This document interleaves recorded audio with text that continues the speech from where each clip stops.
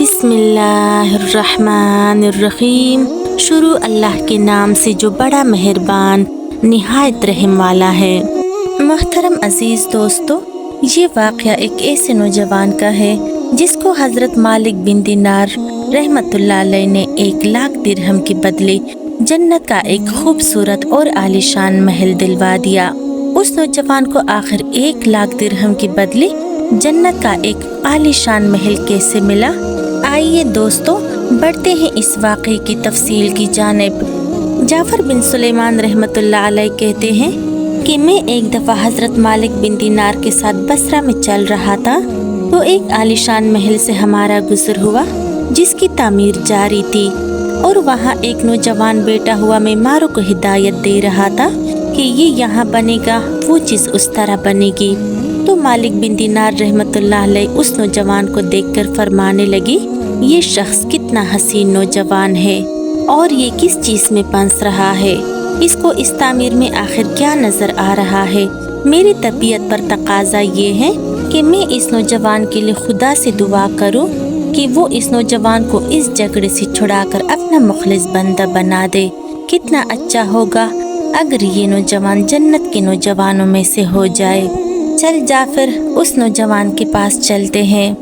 جعفر بن سلیمان رحمت اللہ علیہ کہتے ہیں کہ ہم دونوں اس نوجوان کے پاس گئے، ہم نے اس کو سلام کیا اور اس نے سلام کا جواب دیا۔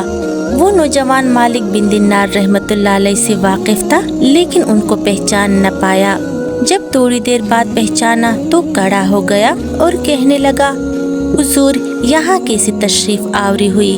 مالک بن دینار رحمت اللہ علیہ نے فرمایا، تم نے اپنے اس مکان پر کتنا پیسہ لگایا ہے؟ وہ کہنے لگا، 1,00,000 درہم۔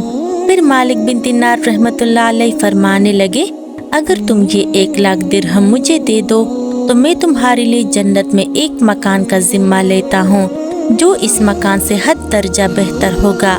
اس میں خش و خدم بہت سے ہوں گے، اس میں خیمے اور قبے سرخ یاقوت کے ہوں گے جن پر موتی جڑے ہوئے ہوں گے، اور اس کی مٹی زعفران کی ہوگی، اس کا گارا مشک سے بنا ہوگا جس کی خوشبوئیں مہکتی ہوں گی۔ وہ محل نہ کبھی پرانا ہوگا اور نہ کبھی ٹوٹے گا۔ اس کو معمار نہیں بنائیں گے بلکہ اللہ تعالیٰ اسے اپنے حکم سے تیار فرمائے گا۔ تو وہ نوجوان کہنے لگا، اے مالک بن دینار، مجھے سوچنے کے لیے آج رات کی مہلت دے دے، کل صبح یہاں آپ تشریف لائیں، پھر میں آپ کو اپنی رائے بتا دوں گا۔ تو حضرت مالک بن دینار رحمت اللہ علیہ واپس چلے آئے اور ساری رات اس نوجوان کی فکر اور سوچ میں گزار دی۔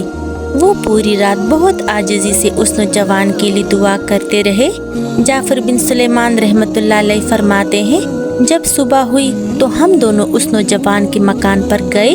وہ نوجوان دروازے سے باہر انتظار میں بیٹھا تھا، اور جب اس نے حضرت مالک بن دینار رحمت اللہ علیہ کو دیکھا تو بہت خوش ہوا۔ حضرت مالک بن دینار رحمت اللہ علیہ نے فرمایا، کل کی بات کے حوالے سے تمہاری کیا رائے ہے؟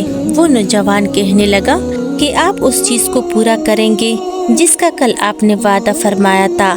حضرت مالک بن دینار رحمت اللہ علیہ نے ایک پرچے پر بسم اللہ الرحمن الرحیم کے بعد لکھا، یہ اقرار نامہ ہے کہ میں مالک بن دینار نے فلاں شخص سے اس بات کا ذمہ لیا ہے کہ جنت میں اسے اللہ تعالیٰ سے ایک محل دلوائے گا جس کی صفت اوپر بیان کر دی گئی ہے، بلکہ اس سے بھی کئی زیادہ عمدہ اور بہتر عطا فرمائے گا۔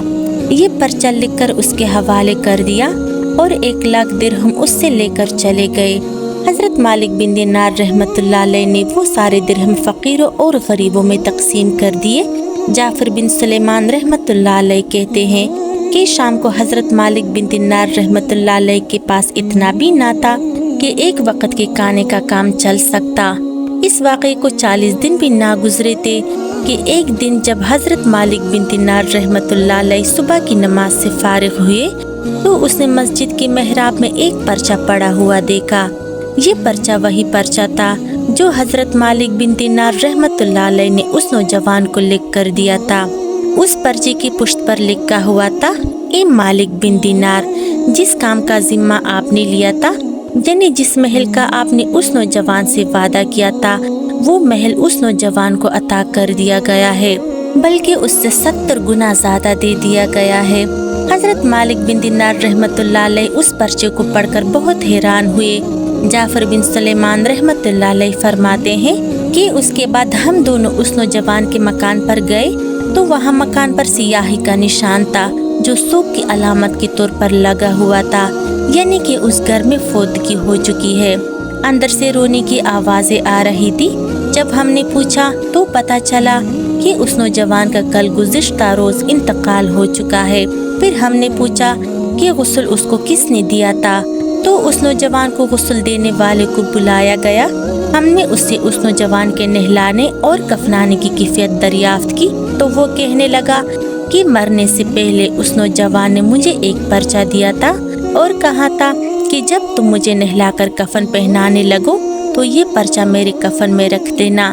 پھر غسل دینے والے نے مزید کہا، میں نے اس کو نہلایا، کفنایا اور وہ پرچہ اس نوجوان کے کفن میں رکھ دیا۔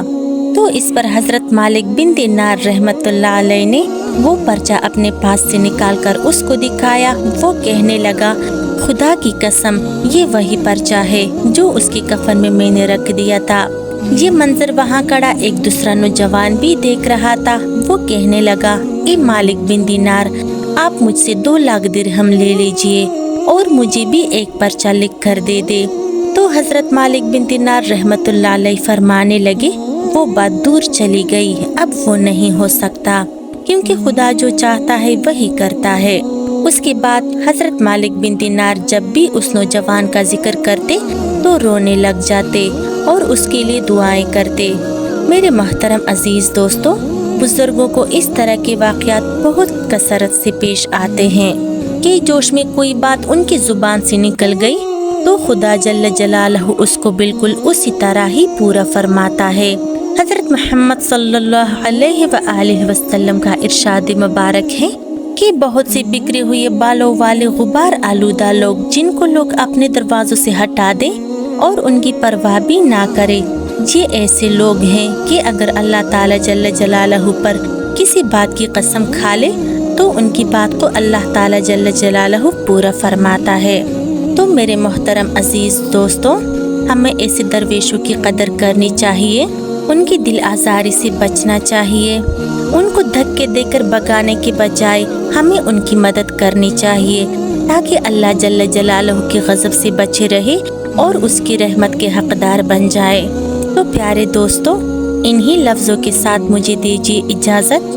اگر زندگی رہی تو ملتے ہیں اگلی ویڈیو میں، تب تک کے لیے اللہ حافظ۔